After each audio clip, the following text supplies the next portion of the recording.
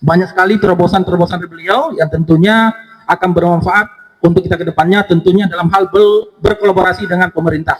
Ya. Kemudian ada juga dari MPI KNPI, ya, Kang Hadan Syam, terima kasih banyak. Beliau ini juga aktivis, ya, kemudian tokoh organisasi, ya, tokoh pergerakan sudah ada juga. Terima kasih banyak Bang Syam Tamagola.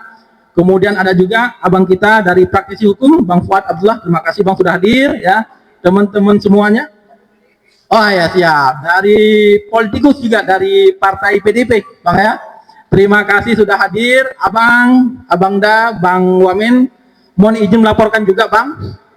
Hari ini memang sifatnya adalah diskusi santai dan juga silaturahmi dengan teman-teman media, ya, teman-teman KNPI Bogor, teman-teman ormas yang ada di Bogor, ya, dan juga teman-teman mahasiswa, ya.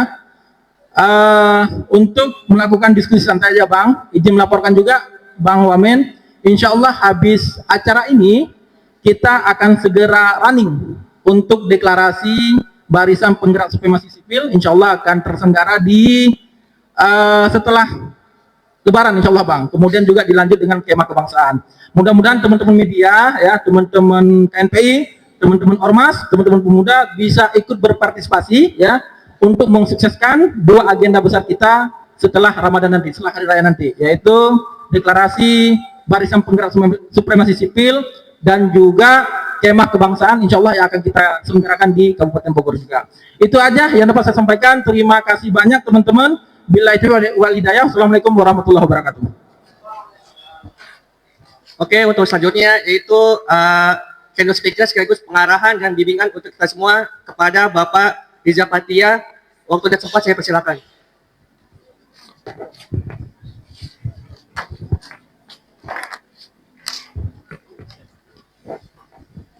Ya, bismillahirrahmanirrahim. Assalamualaikum warahmatullahi wabarakatuh. Yang saya hormat Bung Ade dan teman-teman semua ini, para narasumber, para peserta yang hadir pada diskusi pada siang hari ini. Alhamdulillahirabbil alamin, wassalatu wassalamu ala asrofil anbiya'i wal mursalin wa ala alihi wa sahbihi ajmain, amma ba'du. Senantiasa kita memanjatkan puji dan syukur kehadirat Allah Subhanahu wa taala atas rahmat dan hidayahnya. Pada siang sore ini kita dapat berkumpul bersilaturahmi dalam rangkaian kegiatan diskusi, ya, menjunjung supremasi sipil dan memberi apresiasi kepada teman-teman Polri yang selama ini memberikan kontribusi terbaik bagi bangsa dan negara. Salawat dan salam kita aturkan kepada junjungan kita Nabi besar Muhammad Sallallahu Alaihi Wasallam. Ibu bapak yang berbahagia, Indonesia memang sudah menentukan pilihan. Pilihan kita adalah demokrasi. Ya. Setiap bangsa itu caranya beda-beda. Ada yang menjadikan ekonomi sebagai panglima, hukum, demokrasi, dan lain-lain. Nah, kita ini termasuk negara yang menganut demokrasi. Jadi Indonesia ini negara demokrasi terbesar ketiga di dunia. Setelah Amerika, India, nih Indonesia. Memang ada plus minusnya. Ada beberapa negara tidak menganut demokrasi hingga hari ini. Jadi pemerintahannya keras, otoriter dan sebagainya. Mengedepankan ekonomi. Seperti di Singapura nggak ada demokrasi. Ya. Cina juga awalnya tidak ada demokrasi. Di Taiwan, di banyak negara memang tidak pakai demokrasi. Pemerintahannya otoriter. Mereka mengedepankan ekonomi. Banyak yang berhasil juga mengedepankan ekonomi.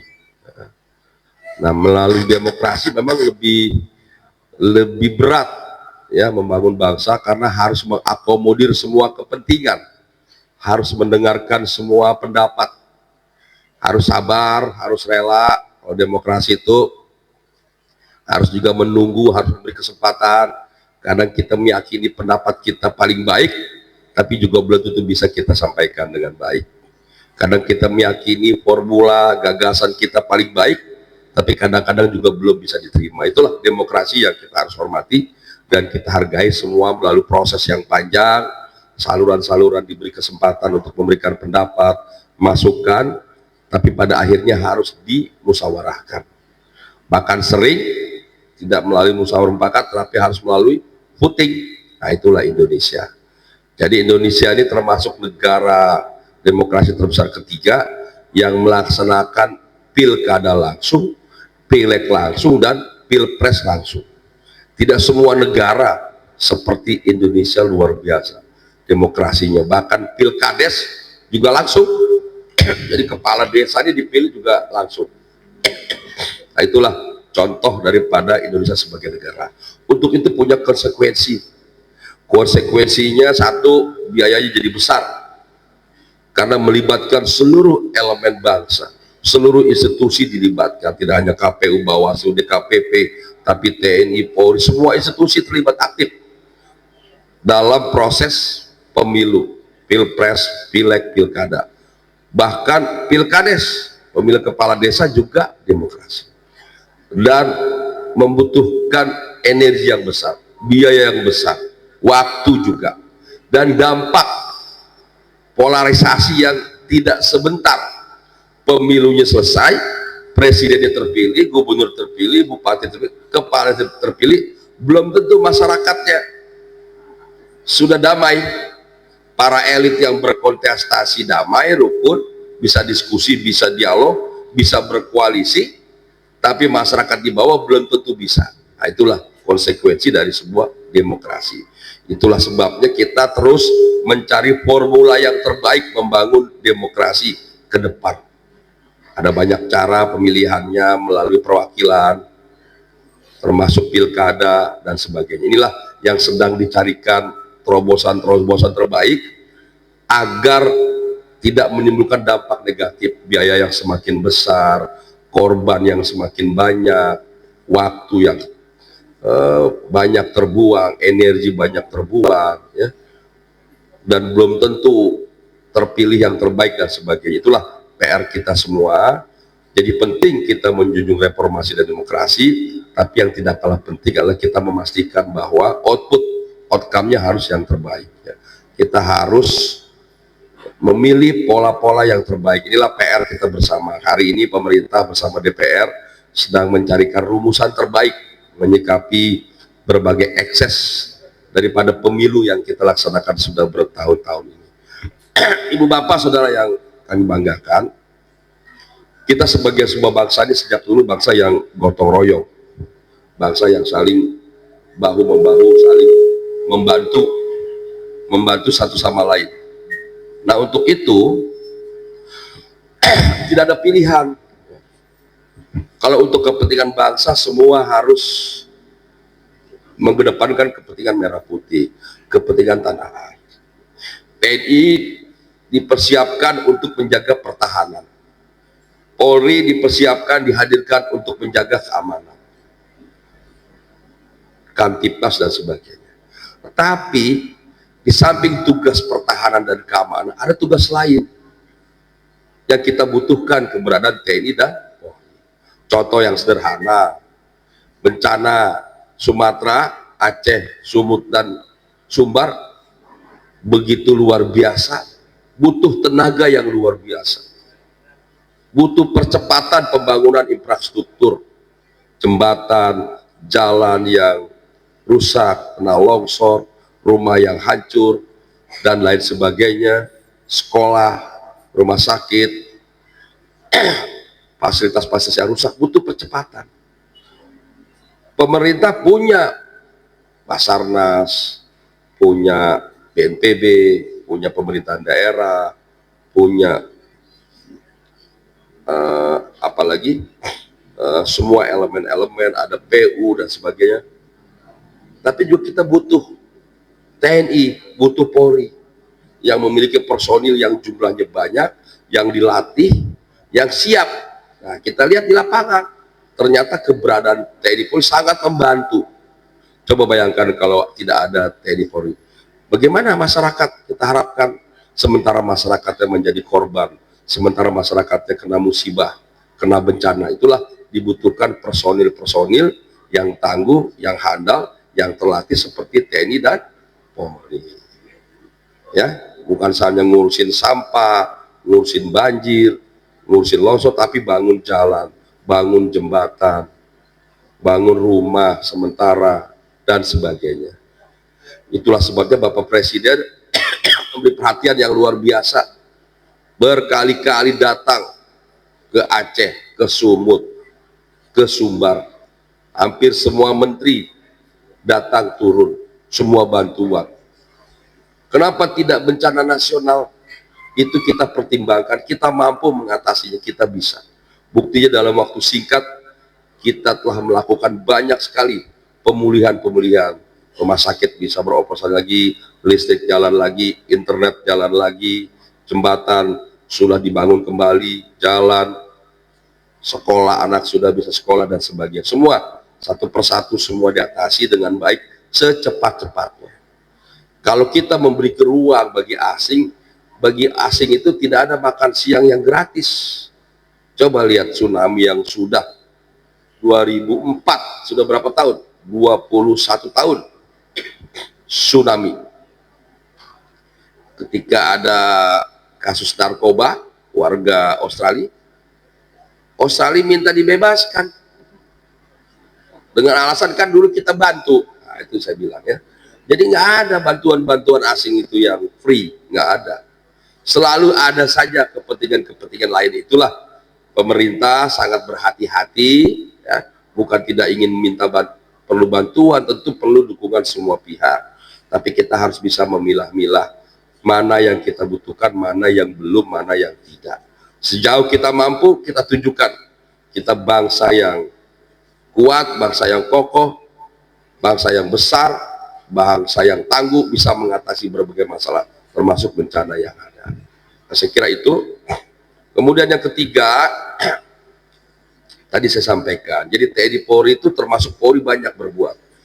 Pemerintah melaksanakan swasembada pangan, Pak Presiden, Pak Prabowo.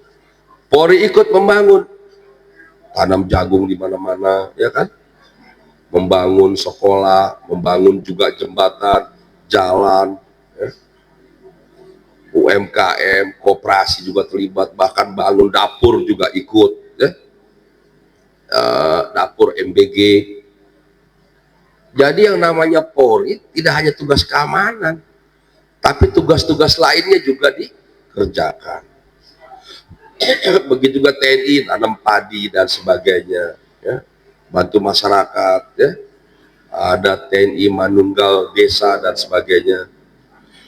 Jadi sejak dulu TNI Polri itu bersama rakyat membangun negara, membangun bangsa.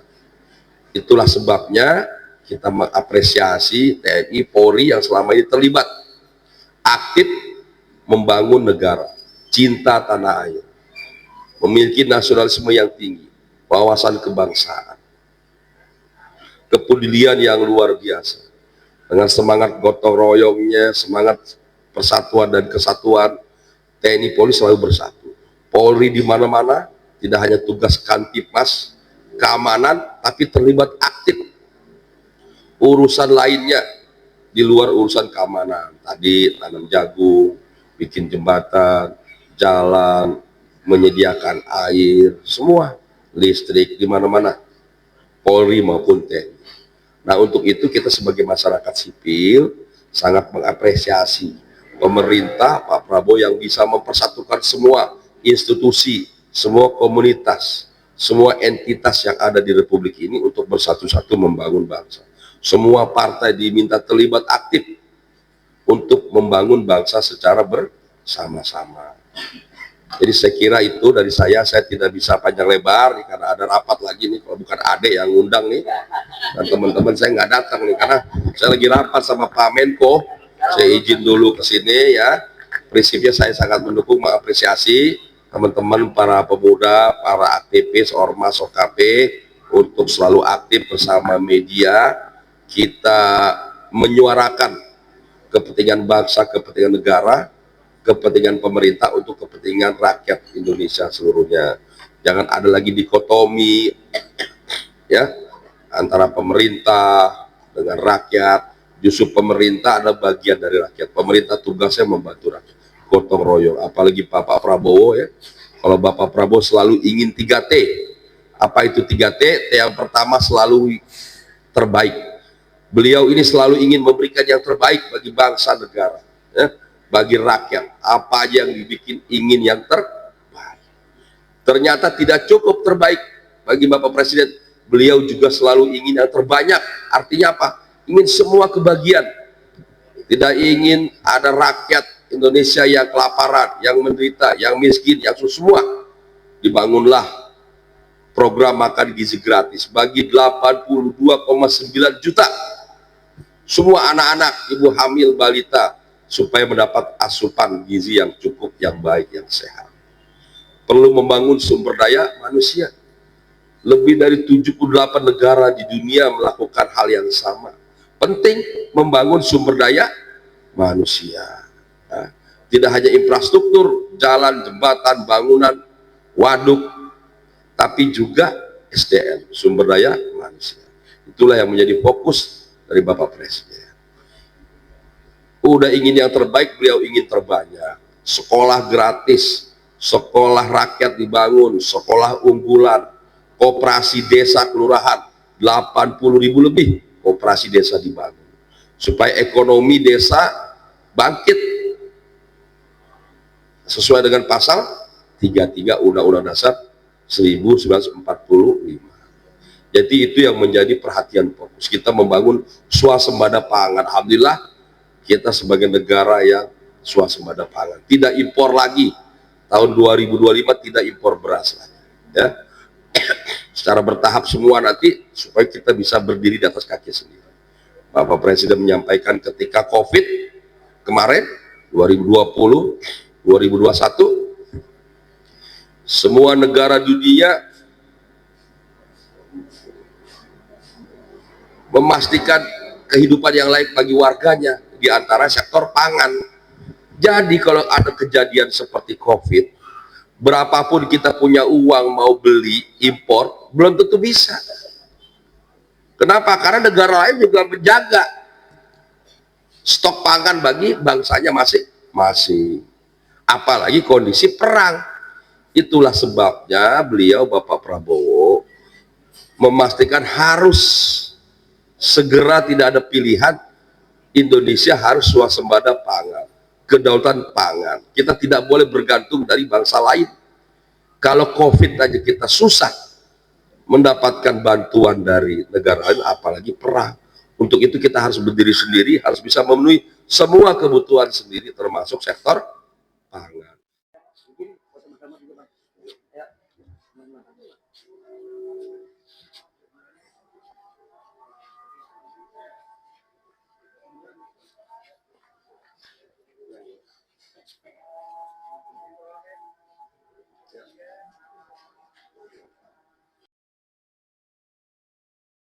Perkenalkan diri, nama saya Sandi Muhammad Ilham. Secara kebetulan juga saya sebagai Sekretaris Jenderal DPP Pemuda Nasional atau biasa disingkat Organisasi Kepemudaan Pemnas yang berkedudukannya juga salah satu anggota di KNPI Pusat, kepengurusan di KNPI Pusat. Kebetulan saya sebagai Sekjen Pemnas, yaitu Sekjennya Bang Mustafa Haidir. Bang Mustafa Haidir jauh-jauh dari Aceh ke sini ya. Ini yang akan kita bahas, Pak. Oke. Biasanya kalau celoteh Abah itu, kalau kita lihat di Instagram, kita lihat di Google, itu ada beberapa kalimat kiasan. Nggak seru kalau misalkan kita langsung diskusi pada intinya. Kita harus dorong apa sih ide gagasan dari seorang Abah. Abah Ade Adriansah, atau biasa di medsos kita kenal dengan celoteh Abah. Selamat datang Abah. Ya. Semoga sehat dan sukses selalu. Alhamdulillah. Memberikan motivasi untuk bagi kita mahasiswa, pemuda, teman-teman pers. Kenapa kita juga tidak menghilangkan teman-teman pers? Karena pilar demokrasi juga bagian dari pundak teman-teman media. Dari pundak teman-teman media, dari tulisan karya tulis atau dari kritikan teman-teman media bukan hanya sebatas berita, tapi kadang ada menulis karya ilmiah ataupun esai. Nah, ini yang bisa membuat kita saling berbagi ilmu dan sharing. Abah, Ya. dalam kondisi Indonesia saat ini, kalau saya dapat cerita bercandaan, ujung kiri kita di Aceh, ujung kanan kita di Papua. Yang di Papua main gendang, pak bumpak, bumpak bumpak, bumpak bumpak gitu ya. Yang di Aceh tepuk tangan doang. Nah, ini antara yang ngegendang sama yang tepuk tangan ini selalu diganggu. Paham ya? Di Papua main gendang, di Aceh tepuk tangan. Nah, gitu. Ya. Ujung dan ujung Indonesia ini selalu diganggu. Dalam ide Abah, dalam gagasan Abah, apa sih nih gara-garanya, Pak? Wa ma adraka ma fulus wa ma adraka ma jabatan. Kan gitu kalau bahasa Islamnya gitu. Tapi gini. Indonesia buat saya sebuah gagasan tempat surganya para penjahat. Karena di dalam Indonesia ini banyak harta yang bisa diambil. Siapapun yang berkuasa di negara ini pasti akan bergandengan tangan dengan penjahat. Persoalannya, kemana orang baiknya? Kemana orang baiknya? Tidak ada yang berani bicara di mana orang baik itu ada. Kalaupun ada, mereka sumput di bawah kursi, di bawah kolong tempat tidur, ataupun di tempat-tempat yang tidak pernah terbaca. Nah, sekarang saatnya saya mencoba membangunkan mereka untuk muncul sebagai orang baik, mengatakan kebenaran tentang kebaikan itu apa. Tadi dibilang Aceh dan Papua sebagai sebuah epicentrum ya, tanda-tanda kebesaran Indonesia. Bilang ya, di Aceh itu ada minyak ya, di Papua itu ada apa lagi? Emas. Nah, kalau kemudian itu tidak menjadi bagian penting dari kebangsaan kita, maka yang ada Indonesia akan menjadi tempat para perampok. Nah, selama Indonesia merdeka, kita menikmati bukan kekayaan alam, tapi kebiadaban daripada elit bangsa ini. Saya mau ngomong itu hari ini, sekarang tegas ngomong ya. Kalau dulu zaman kemerdekaan, saya mau kritik nih, makanya di pidato saya ini nanti ada tentang politisasi bencana, lalu kemudian tentang isu-isu soal sipil militer dan sebagainya. Saya mau bilang, ketika reformasi muncul, kita lupa ada dua komitmen besar. Saya mau bilang itu, dua komitmen besar soal supremasi sipil dan soal bagaimana penegakan hukum. Karena bangsa ini dan elitnya lupa, ketika mereka bicara reformasi, mereka saling hantam menghantam, rubah amandemen undang-undang, sampai kemudian tadi saya bilang wa ma'adraka ma fulus, wa ma'adraka ma jabatan. Dari mulai partai-partai muncul berdiri bukan untuk rakyat, tapi untuk kekuasaan mereka. Di mana bagian saya? Saya malu menjadi aktivis 98. Saya malu. Kalau dulu saya mendorong orang jadi pejabat, hari ini saya harus muncul dan mengatakan kebenaran. Saya mulai dari mana? Dari penegakan hukum, Bang. Saya 3 tahun yang lalu muncul membantu bagaimana Polri bebenah, bagaimana polisi menegakkan hukum tanpa menjadi pelakunya, dan berhasil. Alhamdulillah. Salah satunya Dr. Sambo. Sebagai salah satu orang inisiator dari Tampak, tim advokasi penegak keadilan, kami bersama kawan-kawan membongkar ke Sambo dan minta kepada Pak Sigit agar menonaktifkan Sambo. Karena buat kami sudah keterlaluan polisi dibawa ke arah kekuasaan. Saya ngomong itu. Dan ketika polisi dibawa ke kekuasaan, maka ketika Prabowo, saya nyambung nih, saya bilang ini, saya bertemu Prabowo Subianto itu tahun 2015 di Lembang. Dia pidato di depan para apa namanya polisi yang sekolah di sana. Dia bicara soal polisi ideal. Bayangkan seorang tentara dia bicara soal polisi ideal, yang pada hari itu tentara begitu bencinya sama polisi. Bahkan ada yang bilang kalau bapak gue berkuasa gue sikat gue, kan begitu. Tapi Prabowo nggak begitu. Makanya saya bilang Prabowo ini sipil yang paling sipil. Gimana tuh penjelasannya? Prabowo militer yang pernah disakiti militer, difitnah, ya, dizolimi, bahkan kemudian dikatakan sebagai apa namanya, pelanggar HAM dan ingin kudeta. Tapi Prabowo diam tuh. Di partai politik, Prabowo bikin partai dikhianati oleh Golkar, sampai kemudian dia terbang ke luar negeri, bukan kabur, bukan. Dan ketika Prabowo bicara tentang demokrasi, dia bikin partai politik, bos. Dia kalah dan dia menang. Lalu apa yang dilakukan hari ini? Pidato Prabowo soal polisi, dia tidak hancurkan polisi.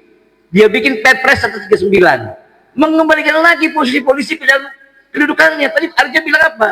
Pak Prabowo bicara TNI Polri, dikembalikan lagi fungsinya. Hari ini mestinya bangsa kita bersyukur.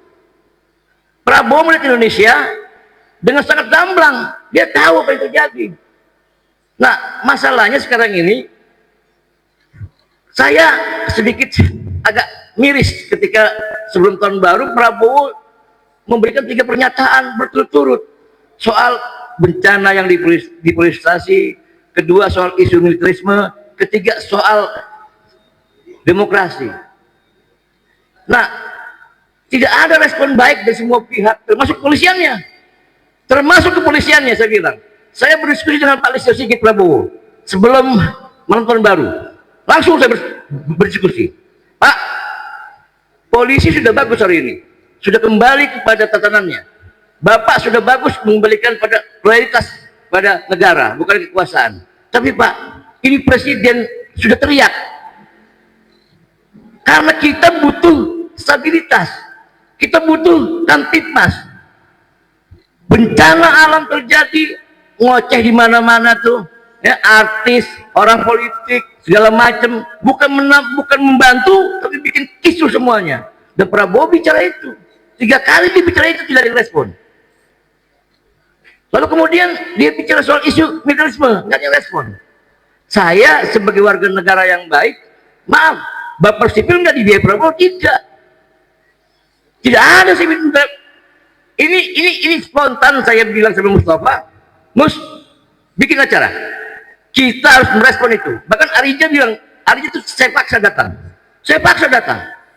Kalau lo nggak datang, maka gua akan oposisi sama Prabowo. Jangan dong katanya, gue datang, dia katanya, dia datang itu. Karena gue bilang, ya hari ini masyarakat harus dikasih sadar. Tugas Prabowo sekarang bicara tentang rekonsiliasi, tapi harus bicara tentang bagaimana merangkul mereka. Gotong royong, rekonsiliasi dengan gotong royong, tapi dengan stabilitas keamanannya. Karena hari ini semua masyarakat bicaranya cuma satu, rindu ketertiban dan keamanan. Nggak peduli mereka partai politik, tapi yang ganggu adalah partai politik. Nah, saya di sini mengajak teman-teman ya untuk menciptakan itu. Bangun lagi semangat konsolidasi supremasi sipil. Kenapa? Itu janji kita. Yang bikin kacau adalah politisi yang lupa semangat itu. Kita nggak ingin ada benturan antara sipil dengan militer. Jangan. Sipil dan militer adalah satu. Bicara Indonesia Raya, bicara Pancasila, dan Prabowo Subianto akan mengakuisisi itu. Dan kita mengajak TNI Polri bicara merah putih ini bahasanya. Nggak peduli warna apa, warna kuning, biru, hijau. Tapi ketika bicara Indonesia satu. Hari ini saya kecewa. Ini acara dari saya untuk penghargaan buat kepolisian Republik Indonesia. Sampaikan sama Kapolres Kapolres Bogor. Tidak datang, tidak berdiskusi, saya marah. Kenapa? Ini penghargaan buat mereka loh, dari kami masyarakat. Kami melihat kerja mereka luar biasa. Bahkan saya bikin lagu, saya bikin tulisan, mereka bukan robot. Ketika banyak orang bilang apa itu polisi, apa itu tentara, saya bilang mereka. Dan hari ini saya buktikan, saya kasih penghargaan buat mereka. Penghargaan atas dedikasi mereka, walau gajinya kecil, walau pangkatnya rendah, tapi mereka bikin kemanusiaan. Tapi kenapa pimpinan Polres tidak datang kemari? Biadab buat saya tuh. Biadab buat saya tuh. Sampaikan sama Kapolres, saya bilang biadab. Saya ingin membangun masyarakat cinta polisi, cinta TNI, cinta Indonesia. Dengan cara apa? Menghargai kerja-kerja mereka, menghargai partisipasi mereka. Tapi mereka nggak hargai, ya begini jadinya. Nah, jadi sekarang kalau kita mau bicara tentang Indonesia, apa yang mau kita mulai? Kesadarannya, Pak. Sadar enggak nih aparat mau bergandengan dengan masyarakat, dengan wartawan apalagi? Ya, di Bogor. Kenapa saya pilih di Bogor? Karena Bogor indah, karena Bogor sejuk, maka penyampaiannya akan sampai kemana-mana. Mestinya bangga dong. Ya, ini saya nggak minta uang bupati, saya nggak minta uang Kapolres, nggak harus berapun. Ini murni uang saya pribadi. Bahkan ketika saya bicara buku saya soal polisi sudah 3 tahun yang lalu saya bikin. Belum ada komite reformasi. Yang tadi kawan-kawan dengarkan lagu saya soal polisi, saya bikin sendiri dan kejadian tadi ini kan. Jadi hari ini saya ingin berinteraksi sama kawan-kawan. Yuk kita sapa, kita sambut pernyataan Pak Prabowo mengatakan, Pak jangan khawatir. Bapak nggak sendirian. Bapak jangan khawatir, ada suara minoritas, ada suara-suara tumbang di sana, ya mengatakan nggak ada pemerintah. Buktinya ada, Pak. Kami percaya kok. Kami ingin Bapak ketika memimpin buktikan jadi Bapak. Dengan apa? Dengan pembuktian yang benar-benar ada. Dan kami akan paksa itu. Dan bagi pihak-pihak yang menarasikan negatif, hati-hati. Hati-hati. Kalau kalian bicara NKRI, kalian bicara Indonesia, ayo kita bangun bersama-sama. Jangan ada kotak-kotak, jangan ada bla-bla. Saatnya kita bersatu buat Indonesia Raya, ya kan? Dan di sini Presiden Prabowo Subianto, saya berjanji dengan kemampuan saya akan bantu beliau semampu saya. Dan Bapak Sipil bukan saya, Bapak Sipil adalah kalian. Ya, sekian terima kasih. Siap, terima kasih Abang. Kalau saya garis besarkan ada satu kata, kalau Reki Gerung Dungu, kalau Abah itu biadab. Memang kalimat itu ngeri-ngeri sedap ya. Tapi kalau misalkan tadi singgung ada artis yang memang menjadi provokator ya terhadap pemerintahan hari ini, belum move on gitu. Inisialnya siapa, Bah? Ya, inisialnya Panji ya. Nah ini saya lanjutkan, saya loncat dulu kepada tokoh pemuda senior saya juga di KNPI, di DPP KNPI, yaitu Kakanda Samtidar Tamagola.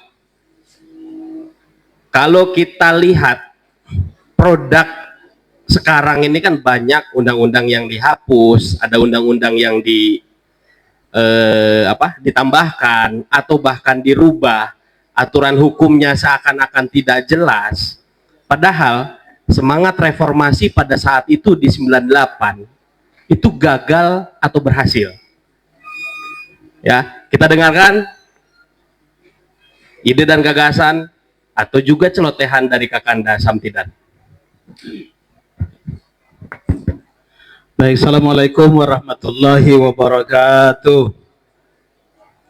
Mak, nampaknya jawab salam kurang semangat ini. Udah makan belum ini? Belum? Ya.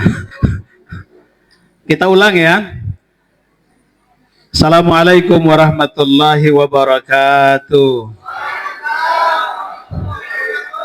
Ya, daun salam, daun saga, yang jawab salam didoain masuk surga. Ya, makan kacang berdaun talas, yang aminnya kencang, insya Allah utangnya lunas. Ya, pulang dari sini. Bapak, Ibu, saudara-saudara, teman-teman, sahabat, para mahasiswa, para praktisi, para pemuda, dan tentu teman-teman media yang kami hormati, penggagas dan inisiator kegiatan ini, Bang Ade, atau yang kita kenal dengan Celoteh Abah. Kemudian abang saya ini dari alumni HMI Semarang, ya, beliau ya, alhamdulillah senior saya. Kemudian Adinda Sekjen Penmas yang moderator acara ini, dan tentu terima kasih pada Adinda Ketum Penmas Haidir Mustafa, laki-laki gagah, Mustafa Haidir, laki-laki gagah ini yang sepak terjangnya di KNP sungguh sangat nyata, dan mudah-mudahan terus berkontribusi terhadap kemajuan pemuda Indonesia. Pertama tentu saya menanggapi apa yang disampaikan oleh Bang Ade tadi terkait harapan dan keinginan Pak Prabowo terhadap dinamika dan situasi bangsa ini. Kita mengapresiasi kinerja yang baik, positif, dan maju. Sebagai warga negara yang baik, kita nggak boleh menutup mata bahwa pemerintah 1 tahun ini ya cukup berhasil.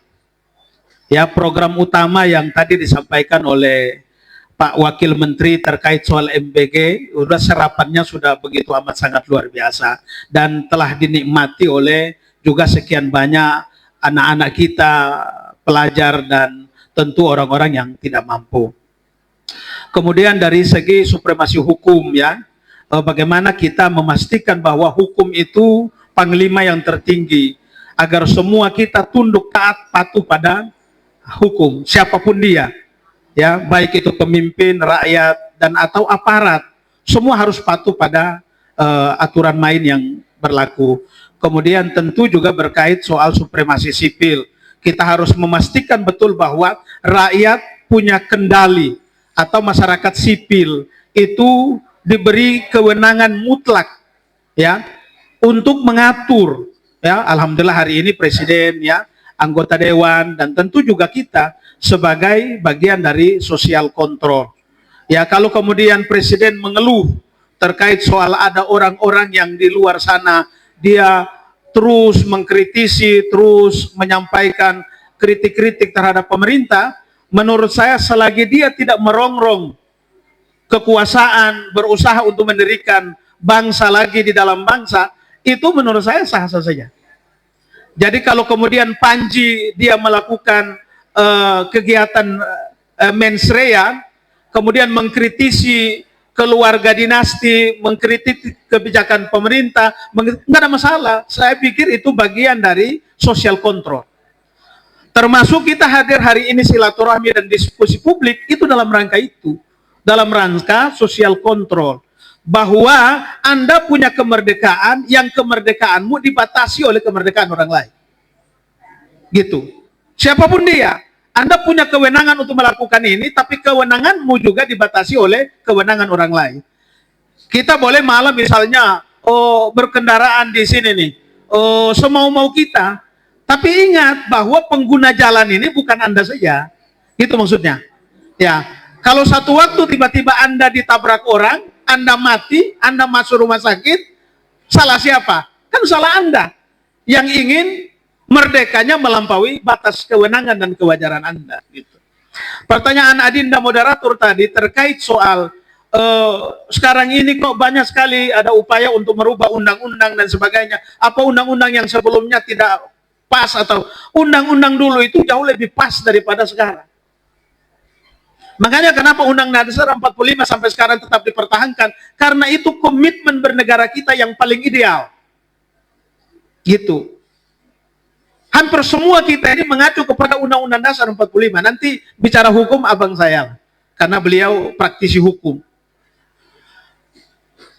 Undang-undang yang dibuat oleh para dewan atau kemudian misalnya mereka pemerintah bermain mata dengan legislatif dan eksekutif bermain mata untuk membuat undang-undang yang baru. Misalnya tadi Bang Ariza, bahwa sekarang kita sedang berusaha untuk mengevaluasi demokrasi kita, ya, yang selama ini dulu pemilihannya melalui DPRD, kemudian beberapa masa ini dilakukan melalui pemilihan langsung sampai pemilihan RT, ya. Jadi bukan kepala desa saja,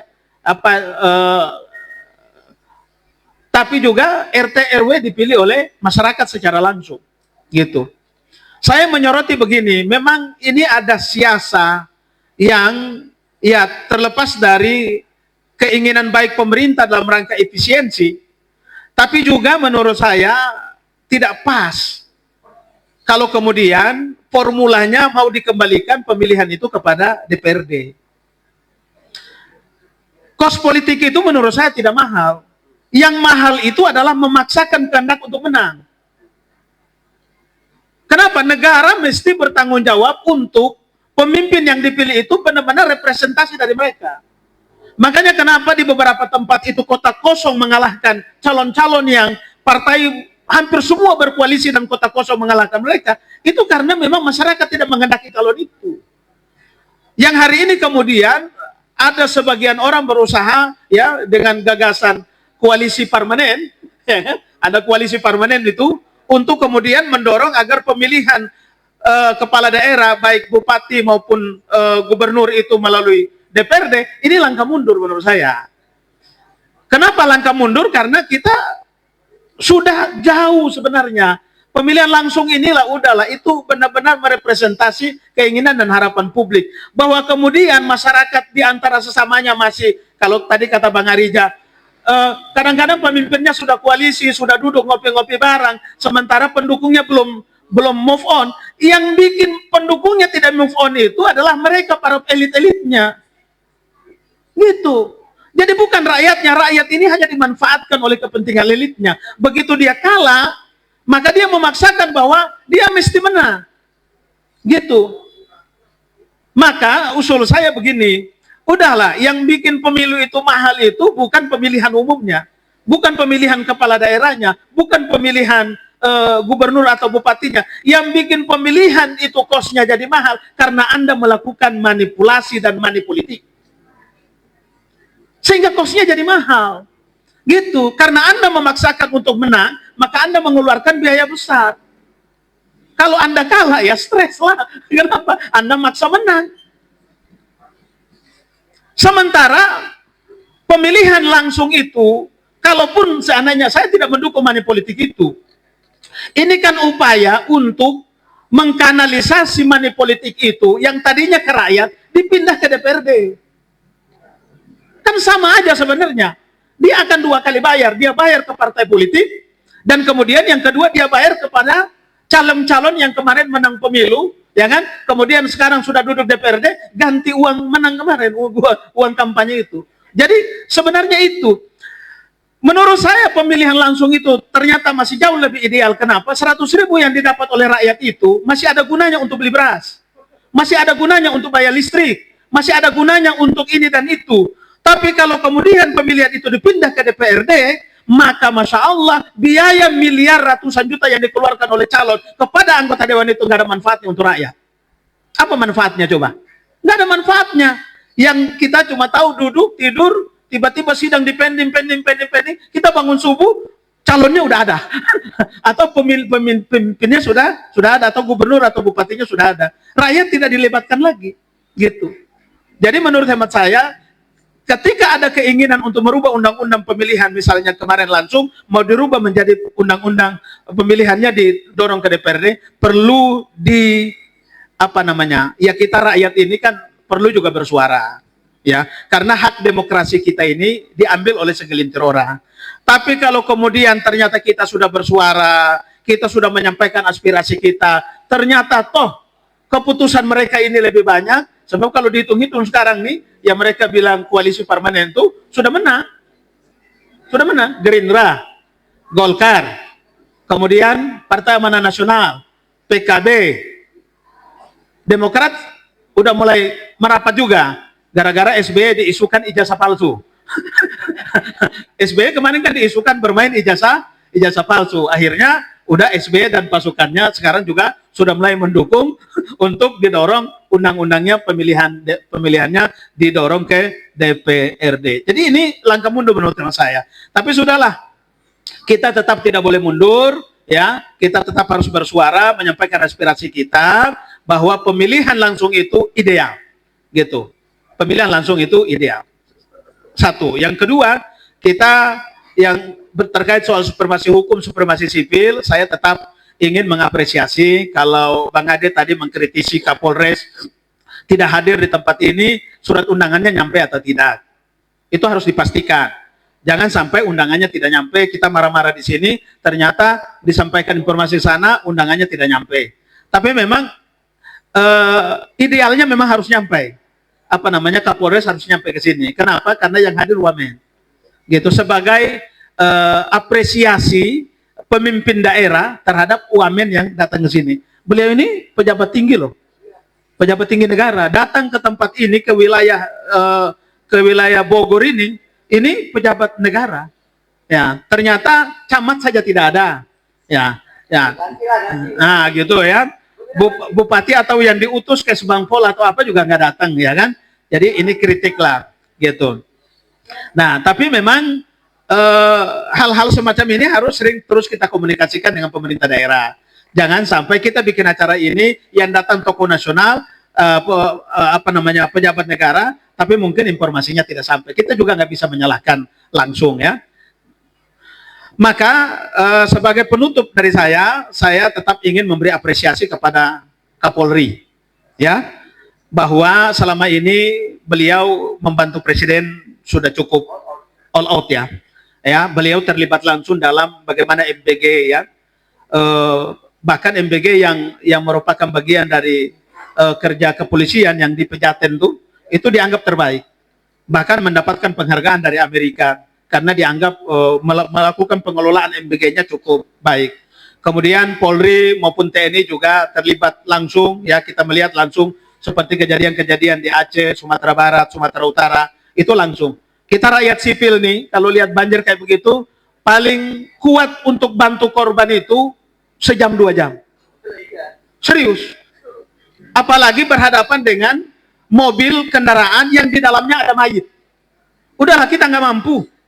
Ya, ada masyarakat tertimbun longsor dalam waktu yang sudah relatif lama. Masyarakat sipil nggak mampu untuk menggali itu. Ya, yang bisa melakukan itu ya militer, TNI, kepolisian. Mereka punya kemampuan untuk itu. Dan saya lihat, ya,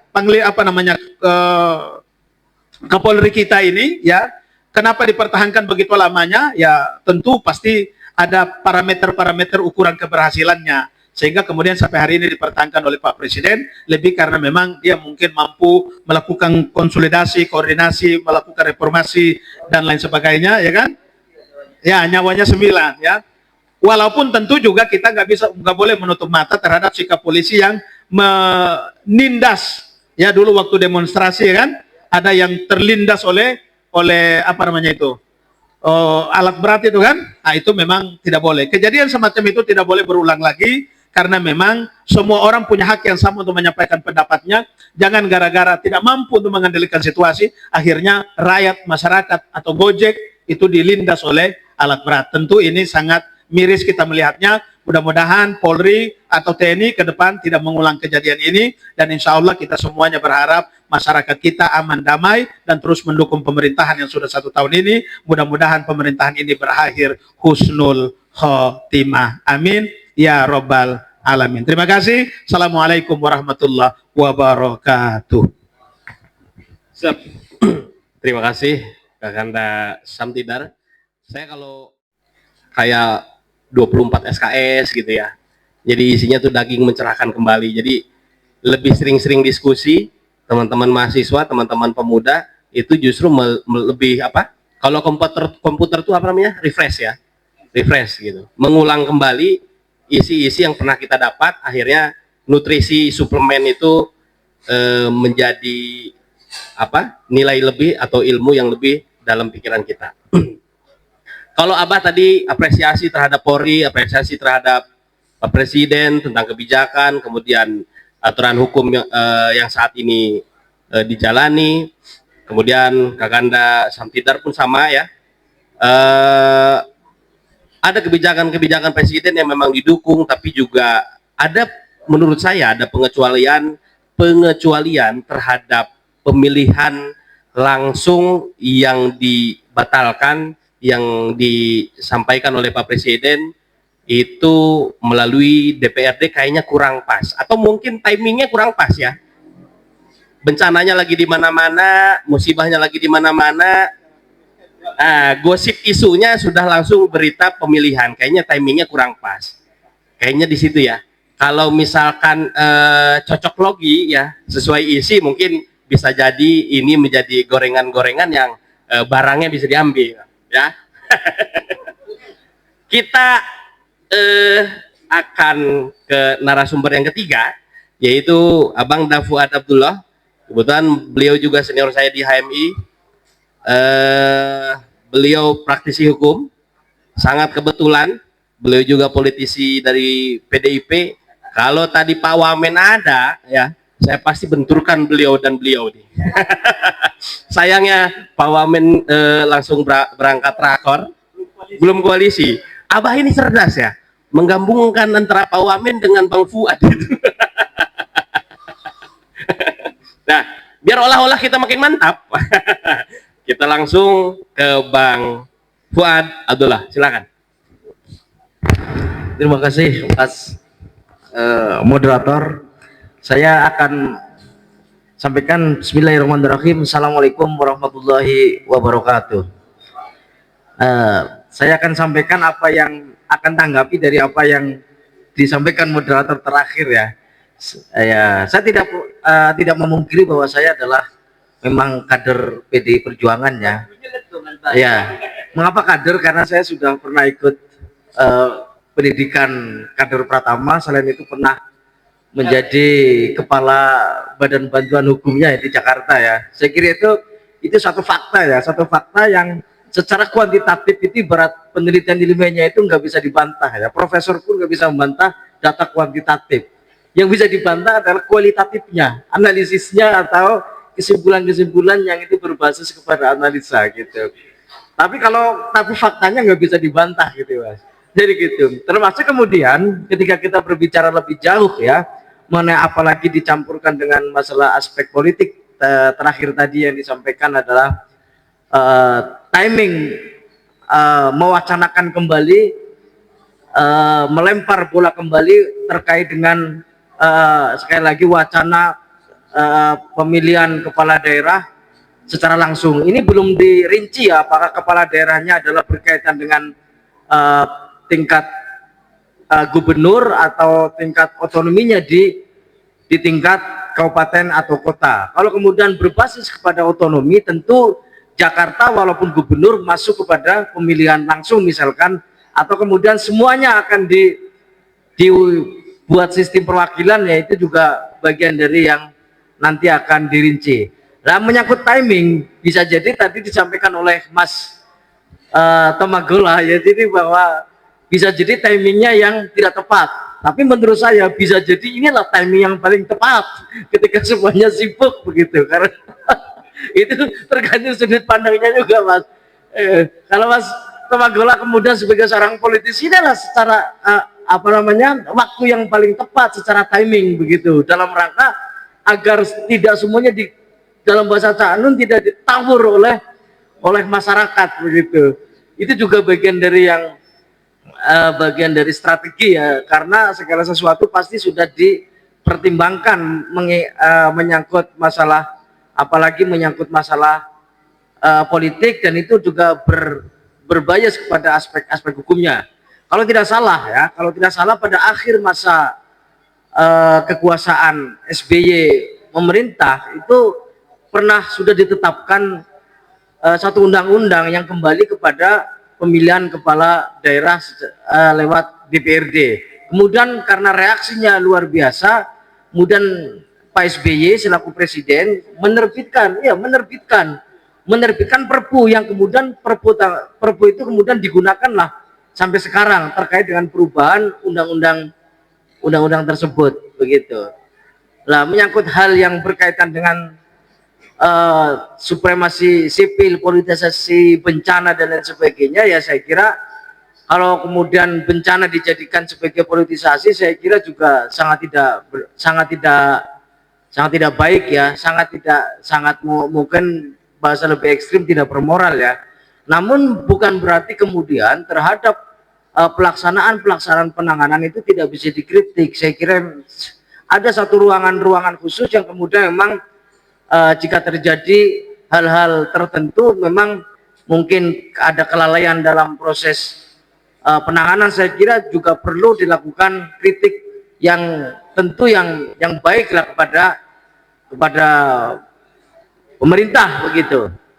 Nah, menyangkut masalah militer, kemudian militeristik dan lain sebagainya, saya kira kita sampai saat ini belum menjumpai ya hal yang bersifat substantif berkaitan dengan praktek-praktek militerisme. Antara militerisme dan sipil itu sesuatu hal yang berbeda. Namun ada juga satu negara yang dipimpin dengan prinsip-prinsip dan sistem militerisme seperti yang dilakukan oleh junta militer Myanmar misalkan. Tapi kalau Indonesia tidak, karena bicara militerisme itu adalah satu paham di mana segala sesuatu itu harus bersudut pandang kepada militer.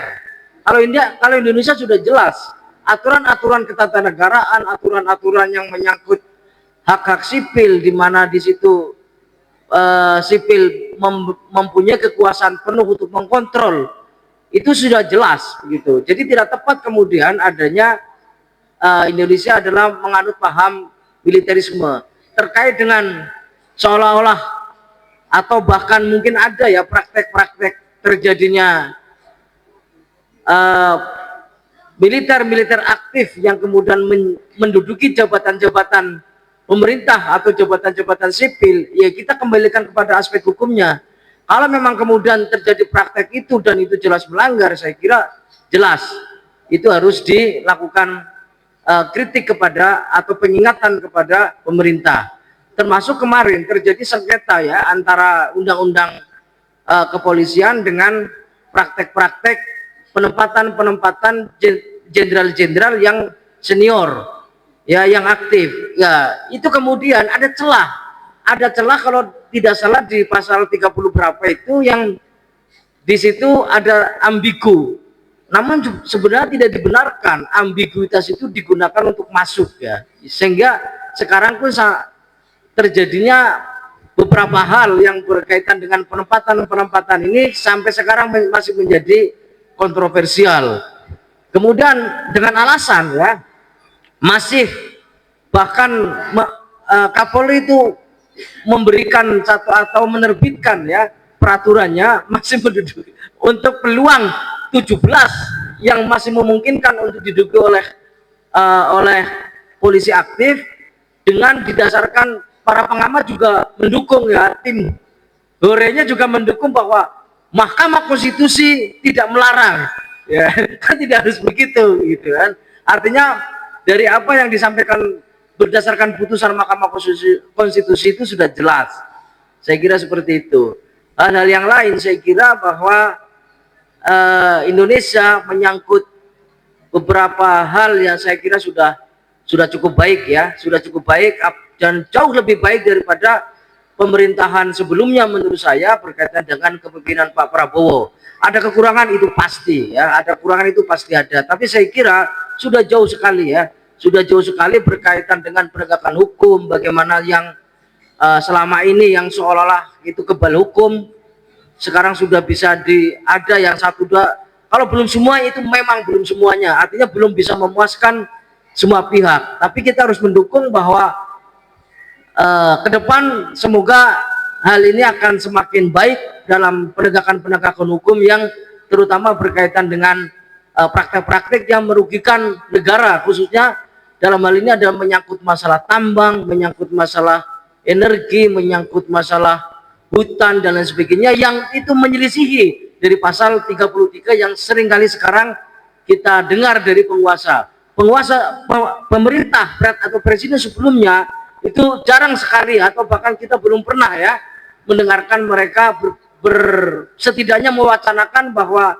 segala bentuk kekuasaan, operasional kekuasaan itu harus berbasis kepada pasal 33 di mana penguasa negara itu adalah dalam rangka, artinya negara itu bukan hanya menguasai tapi juga mendistribusikan, memastikan bahwa ada keadilan distribusi menyangkut sumber daya alam. Saya kira begitu sementara. Terima kasih. Terima kasih Bang Fuad.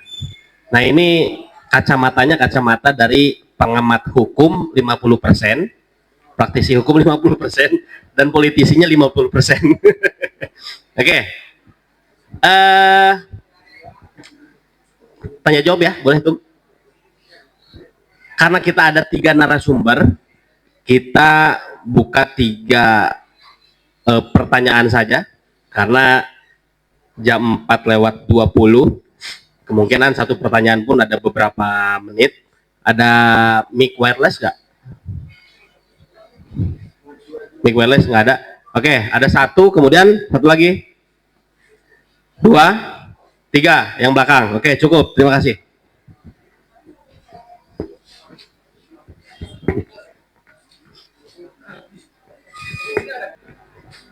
Assalamualaikum warahmatullahi wabarakatuh. Terima kasih kepada semua yang duduk di depan sebagai kader HMI. Pertanyaan saya adalah ini apa? Ada 2. Itu satu, pertama adalah tentang mengkritisi Polri. Bagaimana Sambo dan Silverster belum tertangkap gitu, Pak. Lalu yang kedua, Kapolri 3 periode dianggap tidak bermasalah. Bagaimana dengan FPI yang notabene sudah duluan membela korban di Sumut, juga ini kasusnya belum selesai tuh di kilometer Gocap. Makasih. Yang pertama apa? Perihal Ini Sambo dan Silverster belum tertangkap gitu. Sambo Dan Silverster. Oke.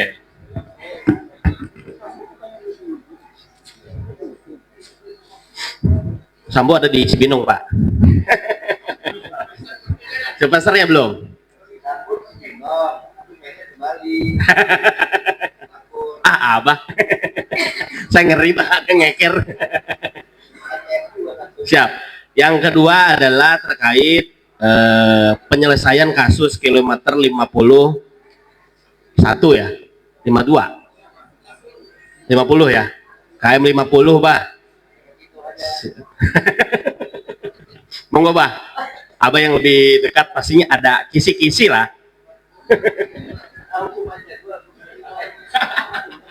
Oke, pertanyaan yang kedua dulu deh. Siap, silakan. Ambil aja nggak apa-apa, ambil aja.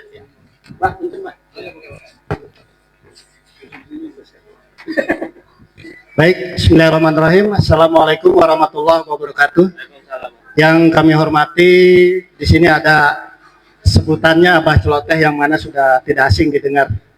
Yang kami hormati ada praktisi hukum, walaupun saya belum mengenal namanya, dan juga ada perwakilan dari masing-masing praktisi hukum juga, dan juga dari moderator.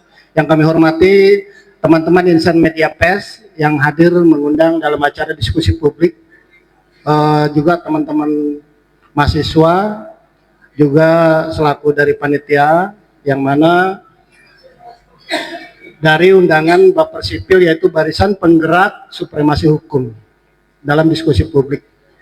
Yang jadi pertanyaan saya di sini, sebelum mengarah ke pertanyaan, perkenalkan nama saya Udin selaku Humas dari PWRI Persatuan Wartawan Republik Indonesia, selaku Humas Bogor Raya. Abah Celoteh udah tidak asing dengan PWRI. Yang jadi pertanyaan saya di sini mengenai dengan adanya mengawal supremasi hukum tentang kasus-kasus kepolisian, baik itu secara hukumnya pidana, perdata, apalagi yang tadi dengan kawan kita yang pertama tadi memberikan tentang kasusnya Sambo di KM 50. Terkait di sini juga ada beberapa kasus-kasus terkait dari segi pemberitaan media, baik itu investigasi langsung secara real nyata di lapangan, tetapi salah satu korban mereka melaporkan ke ranahnya kepolisian. Artinya tidak mengolah dulu dari isi pemberitaan yang jelas-jelas tugas daripada jurnalistik, yang mana harusnya kepolisian bisa memberikan edukasi, ini ranahnya dengan Dewan Pers. Tetapi di sini lagi-lagi kepolisian sendiri, tadi apa yang dipaparkan oleh praktisi hukum melebihi daripada batas-batas kekuasaan tadi dari individu kepolisian tadi umumnya ya, mereka yang paham-paham hukum. Nah, lalu banyak terjerat kawan-kawan kita yang seolah-olah mereka memutar faktanya dengan unsur pemerasan, padahal mereka real memiliki nyata-nyata. Tetapi di sini udah jelas undang-undang pers sendiri, kawan-kawan, menjadi daripada pilar keempat yang mana sudah diakui oleh pemerintah, dan juga Dewan Pers sendiri sudah diakui bukan hanya di Indonesia, tapi di era zaman Belanda pun sudah mengenal yang namanya pers itu bagaimana di dunia. Makanya tidak mungkin yang namanya Dewan Pers itu tidak hanya mengenal sistem lokal, bahkan internasional. Bukan hanya investigasi mengenai data-data kasus, tetapi ketika mereka liputan, apakah itu suatu musibah bencana, apakah itu suatu peperangan, tetapi mereka tidak dilindungi. Bagaimana sih negara ini bisa melindungi hak nyata daripada tugas-tugas jurnalistik? Itu saja yang mungkin bisa diantara 4 orang yang di depan bisa menjawab pertanyaan-pertanyaan kami. Cukup sekian, terima kasih. Wabillahi taufiq wal hidayah. Wassalamualaikum warahmatullahi wabarakatuh. Waalaikumsalam warahmatullahi wabarakatuh. Ya, jadi kalau saya simpulkan ada beberapa fungsi-fungsi yang di luar batas. Kemudian kebebasan tugas jurnalistik ini juga terganggu dengan adanya ya betul. Oke. Mudah-mudahan moderator paham semua, pasti sudah paham. Kemudian yang ketiga tadi yang belakang, silakan.